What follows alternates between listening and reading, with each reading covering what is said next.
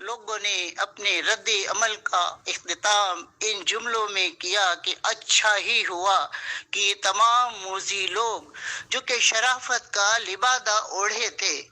آج یہ لوگ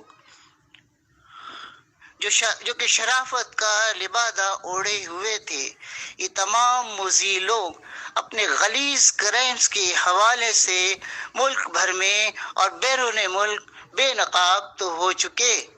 شکر ہے اللہ کا کہ یہ بے نقاب تو ہو چکے اور لوگ ان کے شر سے محفوظ رہ سکیں گے انشاءاللہ۔ اور 2012 سے 16 کے دوران تو ہر شعبۂ زندگی سے تعلق رکھنے والے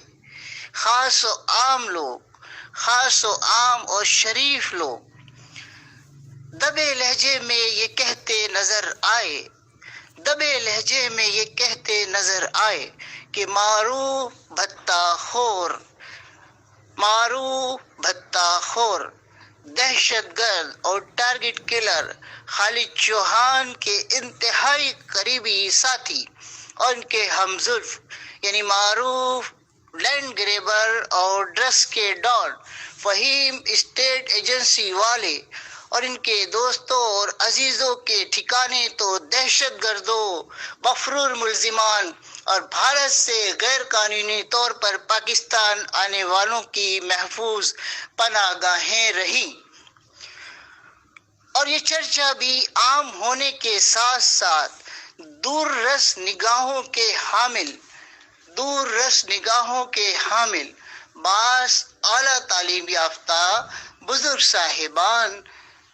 تو پبلک پلیس پر یہ کہتے نظر آئے کہ فہیم اینڈ کمپنی کی آمد سے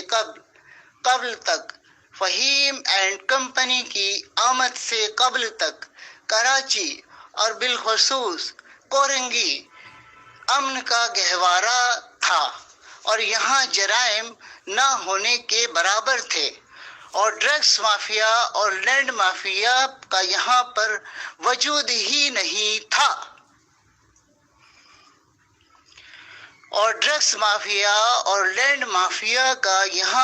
وجود ہی نہیں تھا۔ مگر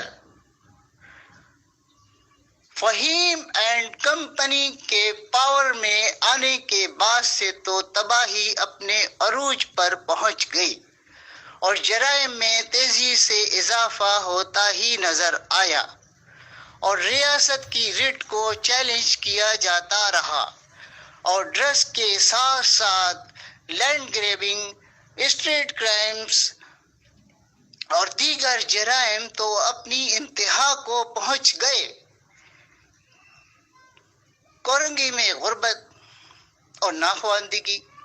اور پھر اس کے ساتھ تعلیم کی کمی کے سبب ان کے جرائم کے خلاف آواز اٹھانے کی کسی میں سکت ہی نہیں تھی اور بعض اعلیٰ تعلیم یافتہ اور محب وطن لوگوں نے ان کے جرائم کے خلاف آواز بلند کرنے کی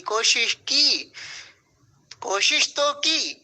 مگر وہ محب وطن لوگوں کی آواز شروع میں ہی دبا دی گئی اور اللہ جانے وہ نیک لوگ کہاں گم کر دیے گئے، کیونکہ فہیم اینڈ گروپس نے پولیس میں اپنے من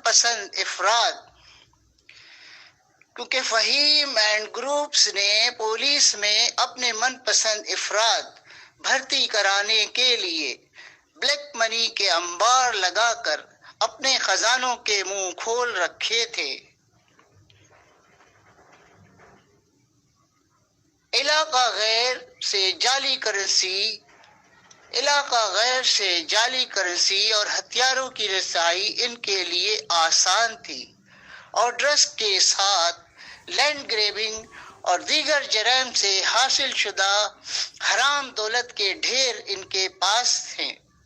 اور اداروں سے ازلی دشمنی کے سبب یہ معروف کرمنلز ٹولہ امن و امان قائم رکھنے والے اداروں کے لیے شروع سے ہی تکلیفوں کا باعث بنا رہا اور اس حقیقت سے